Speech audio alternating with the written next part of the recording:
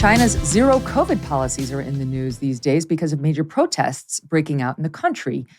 These major protests led to the government changing its zero COVID policy, which was so restrictive. And since they've lifted it, now Chinese health authorities suddenly willing to volunteer all sorts of information. And that information is that 80% of the country has contracted COVID since they lifted those restrictions to appease the citizenry just this past December. I'm sure every single case happened post that. Although, of course, nobody outside of China can verify these numbers. So they're pretty good at misinformation, Winston and Matt. We have no idea what to believe when China releases any sort of facts and figures. What do you think about that issue in particular, zero COVID, what's happened there, and this new attempt to spin? Honestly, I think a huge part of this was the protests that followed. But first of all, so your audience understands, when people talk about lockdowns in Australia or in America or in any of these other countries, it's not the same lockdowns that were happening in China. In China, we were talking about lockdowns where people were getting welded into their houses. People were starving out because the government programs weren't giving them enough food. We were talking about lockdowns where people were separated from their families. I mean, they were taking kids from families and putting them into quarantine camps. It was crazy. It was like something, it's unprecedented. And so when we're talking about lockdowns, we're talking about people for years being locked into prison-like state. And it takes a mental toll on everyone, physical, mental, economic toll on everyone in the country. So when these protests, they were bound to happen, right? But even for us, it was quite a shock to see people taking to the streets to protest really anything. Because in China, protesting is not allowed. It's not allowed to gather people together and stand up for any sort of issue unless it's government sponsored or you apply ahead of time and the issue has been agreed upon by the government. So, for example, popular topics to protest about in the past were like anti-Japan protests because I was going to say America. For Japan. Yeah. So going back to that, to see these people protest and go out there and then to watch the protests morph into from stop these lockdowns into step down Xi Jinping, step down CCP. Let's the government needs to step down. That was crazy. It was mind blowing. We called it almost like a mini revolution or a Tiananmen Square 2.0 because we've never seen anything like that since 1989. But we did have a major issue with how this was kind of being spun. Although the protests led to the government having a knee-jerk reaction in lifting those COVID lockdowns and all these crazy archaic, measures that they were taking. Although that caused that to happen, it's not that the protesters won, because I think a lot of people stopped the story after then. I think they said, "Wow, their demands were achieved. I guess the government buckled."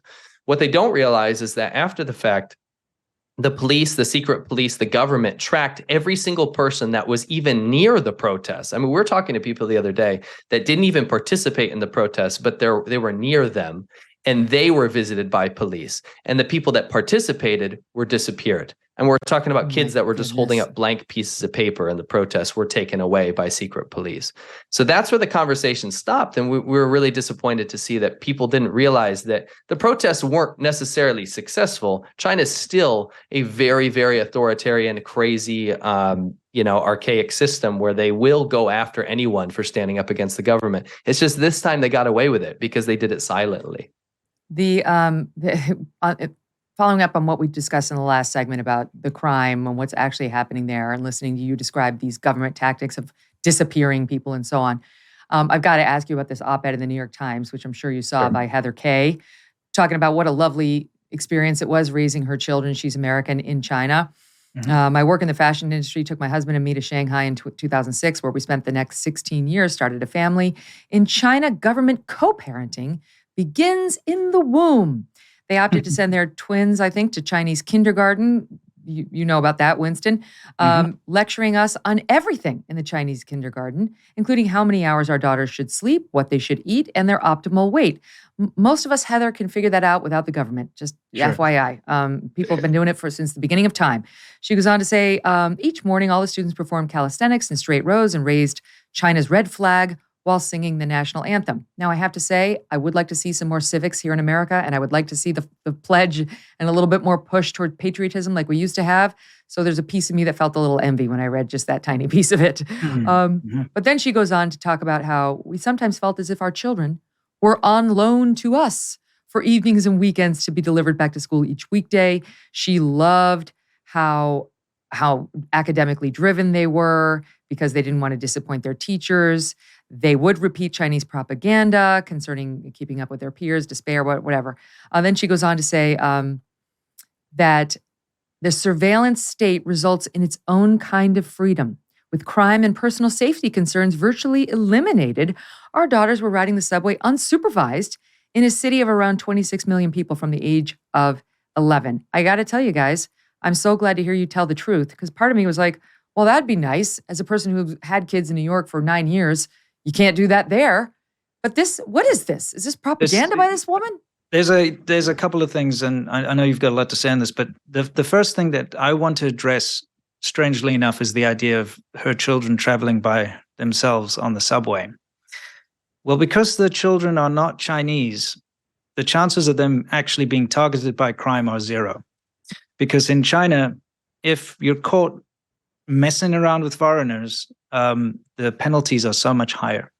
So your pickpockets, your general criminals, your kidnappers will not. First of all, you can't kidnap a foreign child. You will not be able to sell them. It's too, you can't pretend that this is someone else's child if you're selling it to someone in the rural countryside. So a foreign child will be safe, 100%. And foreigners in general are very safe in China because, they just aren't messed with because the repercussions are too high. And the second thing I want to say is that this woman went, 2006 is when I went to China, February of 2006. That's when I first arrived in China.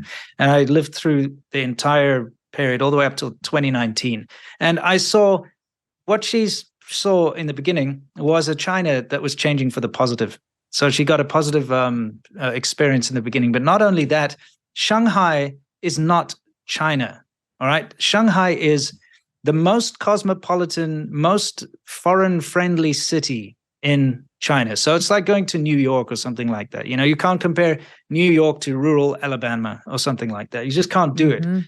Shanghai, we call it the Shanghai bubble. And that's where most foreigners end up because it's so much more like home.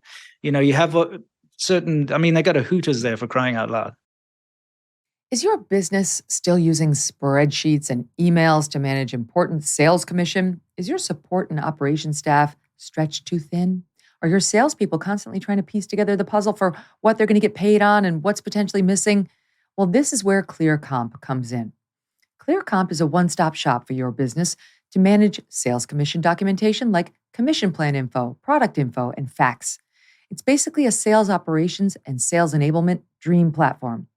Clearcomp works seamlessly and securely with your existing software applications for your billing, CRM, HR. You get the picture.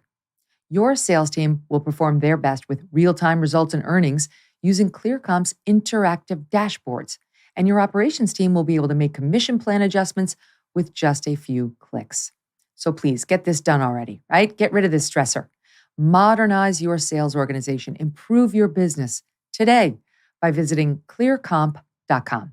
That's CLEARCOMP.com. Book a demo and tell them I sent you.